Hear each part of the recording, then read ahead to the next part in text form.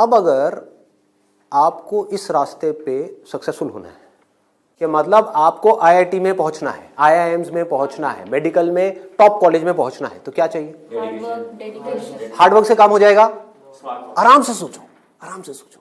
ये जो सोच है ना हमारी, वो बड़ी खतरनाक बनी हुई है। उसी सोच पे क्वेश्चन मार्क लगाना है। हार्डवर्क सबसे ज्यादा कौन करता है? एक रिक्शे वाला, लेबरर। सक्सेसफुल हो जाता है वो? ऐसे बच्चे देखे हैं जो बहुत हार्डवर्क करते हैं और तब भी नहीं हो पाता उनका, और ऐसे बच्चे हैं जो इतना हार्डवर्क नहीं करते हैं, अपनी लाइफ में एक बैलेंस बनाते हैं, मतलब घूमते फिरते भी हैं, मजे भी करते हैं, साथ साथ में पढ़ाई भी करते हैं और वो टॉप कर जाते हैं। तो इसका मतलब क्या है? हार्डवर्क पे क्वेश्चन मार्क लगाओ।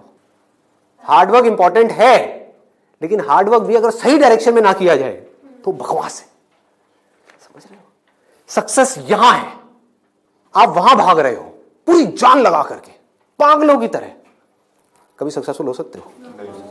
हार्डवर्क तो कर रहे हो, क्यों नहीं हो सकते? डायरेक्शन ही गलत है। सबसे पहले क्या चाहिए? एक सही डायरेक्शन चाहिए, सबसे पहले, मोस्ट इंपॉर्टेंट। मतलब कि जिस डायरेक्शन में हम भाग रहे हैं, पहले हमको उसको समझना है कि हम सही डायरेक्शन में भी भाग रहे हैं या इसलिए भाग रहे हैं क्योंकि सब भाग रहे हैं। या ये कहो, हो सकता है ये जो सब भाग रहे हैं उसमें से कुछ लोगों के लिए वो डायरेक्शन सही हो, हमारे लिए गलत हो। समझ पा रहे हो? पता कैसे चलेगा कैसे पता लगेगा? एक्सीलेंट। देखो क्या है, सिर्फ दो पैरामीटर्स हैं जिसके ऊपर हमको दिमाग लगाना है। एक है कंपटीशन, एक है कंसंट्रेशन पावर। जहां पर भी कंपटीशन ज्यादा है, मतलब क्या है कि वहां पर लाखों बच्चे ट्राई कर रहे हैं, होना कितनों का है? 1%, 2%, 3%। रियलिटी है। मैं कुछ भी हाइपोथेटिकल बात नहीं करूंगा। क्या ये जो लाखों बच्चे ट्राई करते हैं, कोई भी ये सोच करके ट्राई करता है, लाखों रुपए जा करके कोचिंग इंस्टीट्यूट में स्पेंड करता है कि मेरा नहीं होगा? देखो कितना मजेदार है। मतलब लाखों को यह लग रहा है कि हमारा हो जाएगा। तो अब सबसे पहला यहां पर जो क्वेश्चन पूछना है, जो ना अभी पेरेंट्स पूछ रहे हैं ना बच्चे खुद पूछ रहे हैं, वो अपने आप से पूछना है। वो ये कि मेरी कंसंट्रेशन पावर्स कैसी है। सिंपल है ना? इसमें कोई कॉम्प्लिकेटेड है? कि अगर आपको इन कॉम्पिटिटिव एग्जाम्स में कॉम्पीट करना है, दिन में 10-10 घंटे पढ़ना है, 15-15 घंटे पढ़ना है, उससे भी काम नहीं होने वाला, क्योंकि बहुत लोग पढ़ते हैं फिर भी नहीं कर पाते। तो इसका मतलब क्या है? आपको अपने आप से सच बोलना होगा। अब ये बड़ा टेढ़ा काम है, क्योंकि दुनिया में हमारी आदत क्या पड़ी हुई है? झूठ बोलने की। हाँ, किसी से भी जाकर के पूछो, हाँ भाई तेरे में पोटेंशियल है, कर लेगा आईटी? हाँ मैं तो कर लूंगा, मैं तो कर लूंगा। फिर हुआ क्यों नहीं? हुआ क्यों नहीं? अरे वो लक साथ नहीं हो पाया, कोई वजह होगी, नहीं हो पाया। मतलब क्या था? डायरेक्शन ही गलत थी, स्टार्टिंग ही गलत हो गई। अब आप कैसे ये डिसाइड करोगे कि आपकी कंसंट्रेशन पावर स्ट्रांग है या नहीं है? माइंड की थोड़ा सा डेप्थ में जाते हैं। कैसे डिसाइड करोगे? जब भी आप किसी कॉम्पिटिटिव एग्जाम में कॉम्पीट कर रहे हो, तो आपको ये देखना होगा आपके कॉम्पिटिटर्स कौन है। फॉर एग्जाम्पल, आप एक रेस में भाग रहे हो, आपके साथ में कोई एथलीट है जिसने 10 साल प्रैक्टिस करी है रेस में भागने की। आप कभी नहीं भागे, धीरे धीरे जॉगिंग करी है, लेकिन रेस में कभी तेज नहीं भागे। जीत पाओगे उससे? करो हार्डवर्क। वो 10 साल से भाग रहा है और वो रुकने वाला नहीं है, उसके पास में पूरा का पूरा एक मोमेंटम है। वो अगले 2 साल तक भी ऐसे ही भागने वाला जैसे वो 10 साल से भागता आया है। आप अभी भागना शुरू कर रहे हो, तो पहले अपनी कंसंट्रेशन पावर्स को कंपेयर करना है किसी और के साथ। That is going to be a realistic solution. एक है थियोरेटिकल सोल्यूशन। थियोरेटिकल क्या है? मां बाप कह रहे हैं बच्चों को भागो, बच्चे भी अंदर से कह रहे हैं भागो। यही हो रहा है, करेंगे करेंगे करेंगे करेंगे करेंगे, चार्ज अप हुए पड़े पागलों की तरह। इनको ये नहीं समझ पा रहा कि मेरे अंदर वो स्ट्रेंथ है भी या नहीं है। बहुत बारीक बात है, अगर इसको हमको समझ आए तो। एक बॉक्सिंग रिंग में आप हो, ठीक है, तो सामने देखो कि जो बॉक्सर है वो है कौन जिससे आप लड़ने के लिए जा रहे हो। इसी को तो कंपटीशन बोलते हैं। तो अगर उस कंपटीशन को आपको जीतना है, और जीतना ही है, हारना किसको है? किसको अपने माँ बाप के पैसे डुबोने हैं? किसको अपनी लाइफ खराब करनी है? जीतना ही है। तो जीतने का क्या तरीका है? पहले अपने कॉम्पिटिटर्स की स्ट्रेंथ को समझ जाओ। समझ लो कि आप कॉम्पीट कर किसके साथ में रहे हो। वो कैसे समझोगे? रियलिस्टिकली अपने आप से पूछो, अपने स्कूल के बैकग्राउंड के बेस पे या जो भी आज तक आपने किया है उसके बेस पे। कुछ बच्चे होते हैं जिनको एक चैप्टर है, मान लो एक बुक में, उसको पूरा याद करने में या समझने में 1 घंटा लगता है। आपको कितनी देर लगती है? 5 घंटे? 6 घंटे, 10 घंटे या आधा घंटा? ये पूछो अपने आप से। Then you will be able to जज your strength in comparison to your competitors. ये जो 13 लाख बच्चे हैं, इसमें से 10% बच्चे ऐसे हैं जिनकी कॉन्सेंट्रेशन पावर्स एक्स्ट्रा ऑर्डिनरी है। उनसे अगर आप कॉम्पीट कर रहे हो तो एटलीस्ट आपकी कॉन्सेंट्रेशन पावर्स एक्स्ट्रा ऑर्डिनरी होनी ही चाहिए। और कॉन्सेंट्रेशन पावर एक दिन में एक्स्ट्रा ऑर्डिनरी नहीं होती है, ये प्रैक्टिस है। मतलब उन्होंने कई सालों तक इसकी प्रैक्टिस करी है, तब जाके उनकी कॉन्सेंट्रेशन पावर एक लेवल तक पहुंची है। तो आप अपने आप से ईमानदारी से सवाल पूछो तो सही कि आपकी कॉन्सेंट्रेशन पावर है कैसी। अगर एक्स्ट्रा ऑर्डिनरी है और आप ऐसे कंपटीशन में जा रहे हो जहां पे कंपटीशन बहुत हाई है, तो आपके सक्सेसफुल होने के क्या चांसेस हैं? क्या 100% है? पूछो अपने आप से, दिमाग को खोलो। दिमाग बंद हुआ पड़ा है लोगों का। आईआईटी में लोग कहां से आते हैं? सिर्फ दिल्ली से आते हैं? सिर्फ बॉम्बे से आते हैं? कहां से आते हैं? ऑल ओवर इंडिया से। मान लो 1 लाख बच्चे ऐसे हैं इंडिया में, अलग अलग स्कूल्स में, जो अपनी अपनी क्लास में टॉपर हैं। उनको क्या लग रहा है कि मेरी स्ट्रेंथ बहुत तगड़ी है। ये बात हो रही है टॉपर्स की। लेकिन जब वो जाएंगे कॉम्पीट करने, तो और भी ऐसे टॉपर्स आए होंगे जो उनसे भी आगे होंगे। आप समझ गए? तो यहां पे आपने क्या किया? एक बहुत बड़ा काम कर दिया, अपने आप से सच बोल दिया, और यही सच जा करके अपने घर वालों को बोल दिया। इससे क्या होगा? आप एक ऐसे कंपटीशन से बच सकते हो जहां पर आपके हारने के चांसेस बहुत ज्यादा है। क्योंकि एक्चुअल में कंपटीशन है किसके बीच में? देखो, उन लोगों के बीच में जिसमें पोटेंशियल है। एक रेस हो रही है ओलंपिक्स में, वो किसके लिए है? जिसने बहुत प्रैक्टिस करी है, जिसके अंदर पोटेंशियल है, स्टैमिना है, फोकस करने की पावर्स है, डिस्ट्रैक्शन से वो अपने माइंड को हटा सकता है, उसके लिए है ना। सबके लिए तो नहीं है। अगर सबको भगा दिया जाए उस रेस में तो क्या होगा? क्योंकि उसमें जीतने के बाद गोल्ड मेडल मिलता है, अखबार में फोटो आती है। अखबार में फोटो आती है ना, इन कोचिंग इंस्टीट्यूट्स की फोटो आती है, नाम लिखे होते हैं, ऑल इंडिया रैंक ये है, ये है, ये है। उसको देख करके क्या होता है माँ बाप की हालत? उनको उसकी फोटो नहीं दिख रही होती, अपने बच्चे की फोटो दिख रही होती है। यहाँ पे आने वाले इतने साल बाद मेरे बच्चे की फोटो होगी, मेरी बेटी की फोटो होगी, उसकी ये रैंक होगी। यहां से क्या हो रहा है? हम अननेसेसरी अपनी एक ख्याली दुनिया खड़ी कर रहे हैं। पेरेंट्स ने अपने दिमाग में एक ख्याल बना लिया। अब यहां तक प्रॉब्लम नहीं है, उन्होंने वो ही किया जो होना था। सबके साथ होता है, कौन नहीं चाहेगा? गड़बड़ कहां हुई? आप भी इस खेल को नहीं समझ पाए, आप समझ ही नहीं पाए हो क्या रहा है। ये जो कोचिंग इंडस्ट्री है आज की डेट में 1.5 लाख करोड़ की इंडस्ट्री है। ये पैसा कहां से आ रहा है? हम सबसे आ रहा है, हमारी जेब से आ रहा है। तो अगर इस खेल को हम समझ जाएं, हमारे पेरेंट्स नहीं भी समझ पा रहे क्योंकि वो तो सपने देखेंगे ही, और हम जाकर के बोले ये सपना आप अभी रोक दो, इस पे लगाम लगाओ, देखो पहले कि आपका बच्चा कहां स्टैंड करता है। गाड़ी आपके पास में 800 और कॉम्पीट करने की बात कर रहे हो फेरारी वालों से। बट इसका मतलब ये नहीं है 800 बुरी है। आप समझ गए मेरी बात? रेस में बुरी है, बट दिल्ली की सड़कों पे, पुरानी दिल्ली में फेरारी अच्छी है, 800 अच्छी है? 800 अच्छी है, ज्यादा सक्सेसफुल है। बट वही अगर उस रेस में चली जाए जिसमें सब भाग रही हैं और सारी 800 नहीं है, फरारीज है, एक से एक फरारीज है, किसमें कितनी आग लगी हुई है वो आपको पता ही नहीं है। आप समझ पा रहे हो? कोई आ रहा है कहीं से, उस बच्चे में कितनी आग है और कितना पोटेंशियल है वो आप सपने में भी नहीं सोच सकते, और आप उससे लड़ने की बात कर रहे हो। किस बेस पे? क्योंकि मेरे घर वालों ने ये सपना देखा है और मुझे सपने को सच करना है। पोटेंशियल है या नहीं है? पूछो अपने आप से, तो आपको क्लियर कट जवाब मिलेगा। Clear cut. 10% लोग ऐसे होते हैं जिनमें एक्चुअल में पोटेंशियल है इन एग्जाम्स में कॉम्पीट करने का। तो if you are there in that top 10% category, तो अब आपका हार्डवर्क यहां पे काम आने वाला है।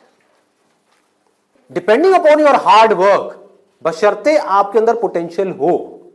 फॉर एग्जाम्पल फेरारीज की रेस हो रही है, उसमें आपने पूरी जान लगा दी, एक सेकंड के लिए भी डिस्ट्रैक्ट नहीं हुए। ठीक है, डिस्ट्रैक्ट होने में 1 सेकंड लगता है। डिस्ट्रैक्शंस वाला मेरा सेशन है पावर ऑफ फोकस, वो देखा होगा आप लोगों ने। बहुत तरह की डिस्ट्रैक्शंस है। मान लो आप हो तो फेरारी, लेकिन डिस्ट्रैक्ट हो गए, रुक गए, रेस यहां हो रही है, आप यहां चले गए, आउट है कि नहीं?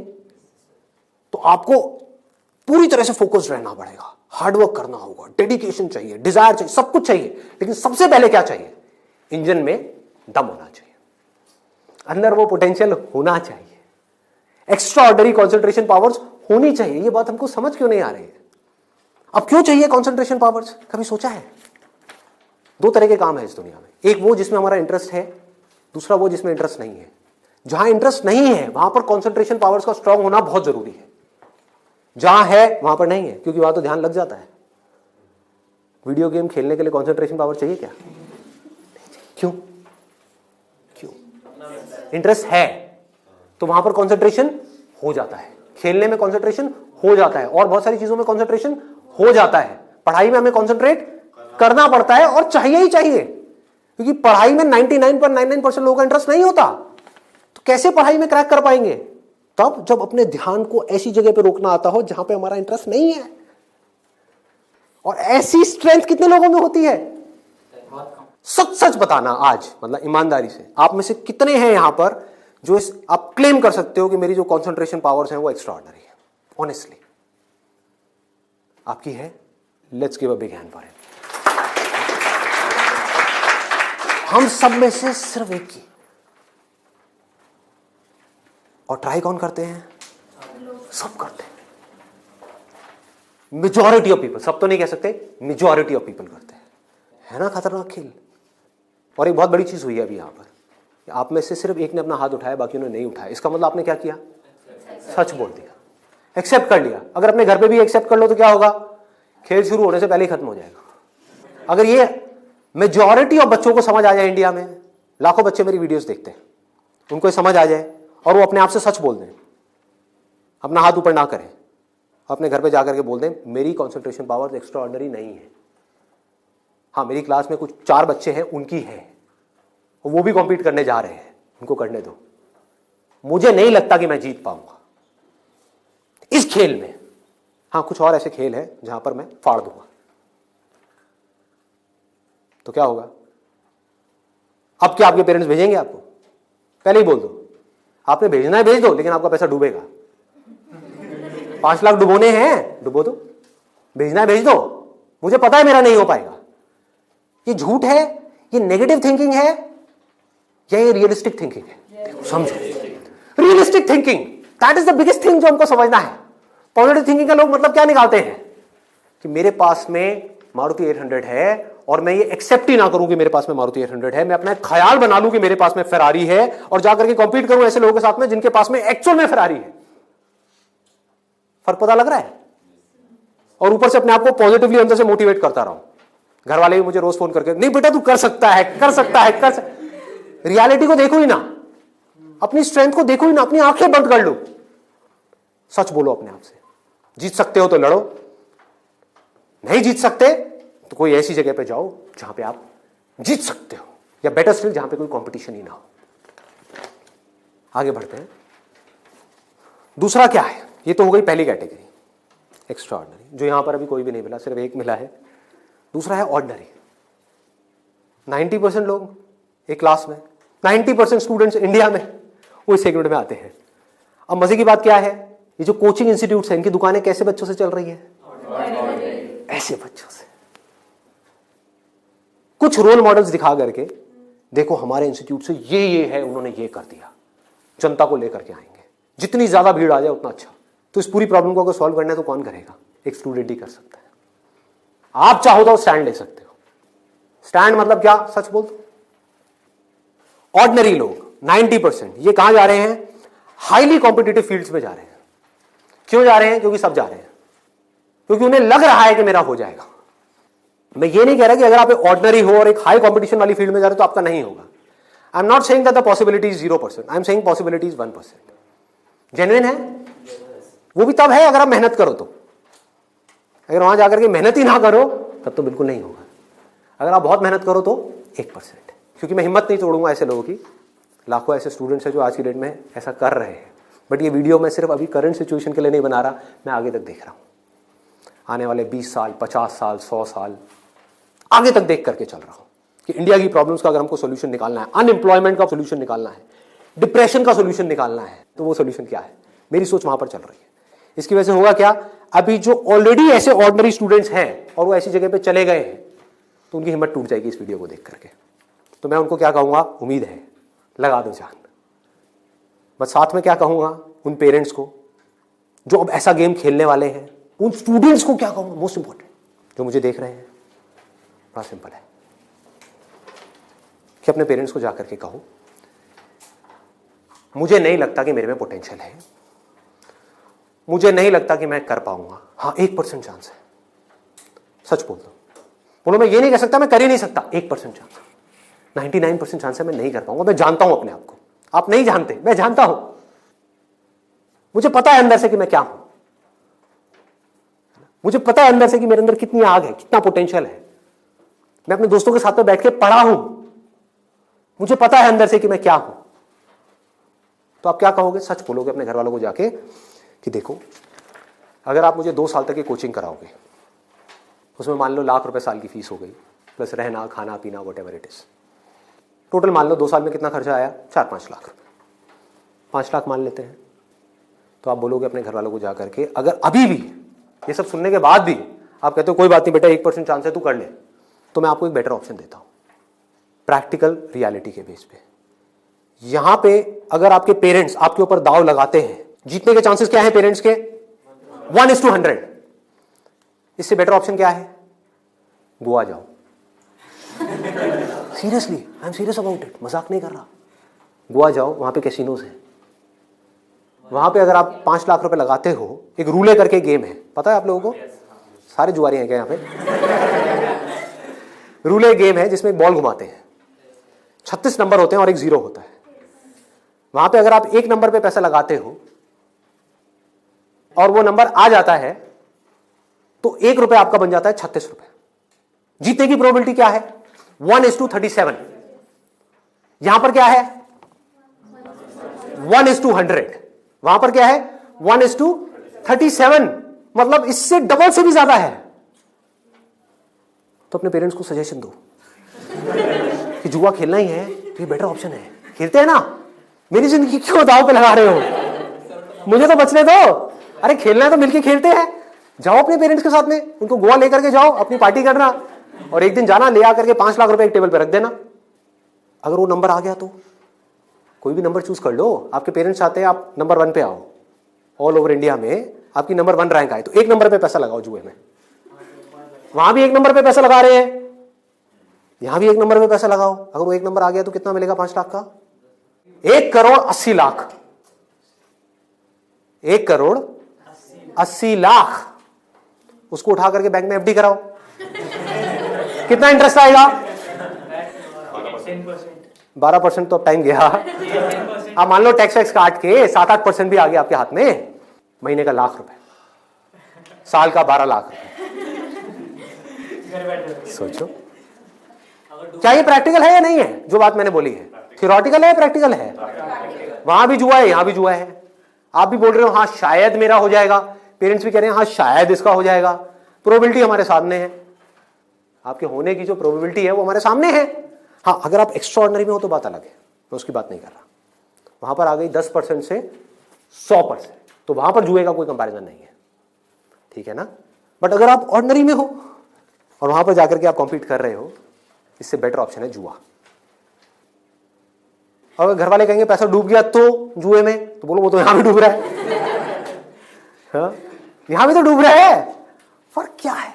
इसको बोलते हैं एक रियलिटी के बेस पर समझ करके सोच करके लिया हुआ डिसीजन। तो अब तीसरा ऑप्शन क्या है हमारे पास में? कोई ऐसा करियर चूज करो, देखो कितना मजेदार है, जहां पे आपको कंसंट्रेशन पावर की जरूरत ही ना हो, not required. If you love singing, concentration power चाहिए क्या? नहीं चाहिए, हो जाएगा। किसी खेलने में इंटरेस्ट है तो वहां पे कंसंट्रेशन पावर बहुत स्ट्रांग चाहिए क्या? हो जाएगा, घंटों तक हो जाएगा। एक है कंसंट्रेट करना पड़ता है, एक है कंसंट्रेशन हो जाता है। दोनों में बहुत फर्क है। इंटरेस्टिंग है तो कंसंट्रेशन हो जाता है, इंटरेस्टिंग नहीं है, बोरिंग है तो कंसंट्रेट करना पड़ता है, फिर चाहे वो पढ़ाई हो चाहे जॉब हो। ये छोटी सी सोच चाहिए, समझ चाहिए। अब यहां पे क्या चलेगा? इन फील्ड्स में कंपटीशन क्या है? आर्ट हो गया, स्पोर्ट्स हो गया, कोई भी क्रिएटिव फील्ड हो गई, वहां पर कंपटीशन क्या है? बहुत ज्यादा है उन लोगों के लिए जो मीडियोकर है। लेकिन अगर आपके अंदर टैलेंट है, कोई कंपटीशन नहीं है, क्योंकि दोनों का आपस में कंपैरिजन किया ही नहीं जा सकता। कोई नंबर्स नहीं है ना, ध्यान से समझो। जैसे आप किसी एग्जाम में जाते हो तो एक कंपेयर किया जा सकता है आपको किसी से, क्योंकि आपके आए 90%, किसी और के आए 99%, तो कंपैरिजन है। टैलेंट में क्या है, आपके अंदर एक तरह का टैलेंट है, किसी और के अंदर और कोई तरह का टैलेंट है। आप जो कर सकते हो वो नहीं कर सकता, वो जो कर सकता है वो नहीं कर सकता। एक सिंगर है, उसकी अलग तरह की आवाज है, कोई और सिंगर है, उसकी अलग तरह की आवाज है। अब यहां पे भी एक छोटा सा प्रॉब्लम है। प्रॉब्लम क्या है यहां पर, प्रैक्टिकली आप लोग बताओ कि प्रॉब्लम क्या है यहां पर इस तरह का कुछ करने में। स्कोप क्या होगा, क्या नहीं होगा। देखो, अगर टैलेंट हो तो स्कोप होगा या नहीं होगा, होगा। बट ऑब्वियस, टैलेंट कैसे डेवलप होता है, प्रैक्टिस। और ये भी तभी काम आएगा जब इंटरेस्ट होगा, समझ गए ना। जितना ज्यादा इंटरेस्ट होगा उतना ही ज्यादा पैशन होगा, जितना ज्यादा पैशन होगा उतना ही ज्यादा पैशन के साथ प्रैक्टिस करोगे। जितना प्रैक्टिस करते चले जाओगे उतना ही टैलेंट बढ़ता चला जाएगा। जितना आपका टैलेंट बढ़ता चला जाएगा आपके लिए कंपटीशन उतना ही कम होता चला जाएगा।